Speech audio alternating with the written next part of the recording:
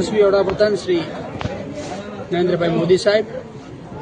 રાષ્ટ્રીય અધ્યક્ષ જેપી નડ્ડા સાહેબ, ગુજરાતના પનોતા પુત્ર અને દેશના ગૃહમંત્રી અમિતભાઈ શાહ સાહેબ, કાર્યકારી અધ્યક્ષ નીતિન નબીનજી, મારા પ્રદેશના અધ્યક્ષ શ્રી જગદીશભાઈ વિશ્વકર્મા સાહેબ, મુખ્યમંત્રી શ્રી ભૂપેન્દ્રભાઈ પટેલ સાહેબ, સંગઠનના મહામંત્રી શ્રી રત્નાકરજી, ડેપ્યુટી સીએમ હર્ષભાઈ સંઘવી સાહેબનો પહેલાં તો હું હૃદયપૂર્વક આભાર માનું છું, જે મારા જેવા નાના કાર્યકર્તાને પ્રદેશના મહામંત્રી તરીકે જવાબદારી આપી એ બદલ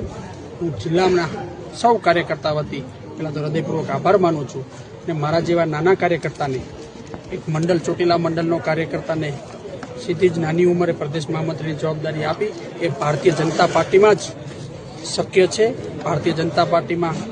કાર્યકર્તા કામ કરતો અને જે કેન્દ્રની અને રાષ્ટ્રીય ભાજપ અને ગુજરાત રાજ્યની જે કાર્ય પદ્ધતિ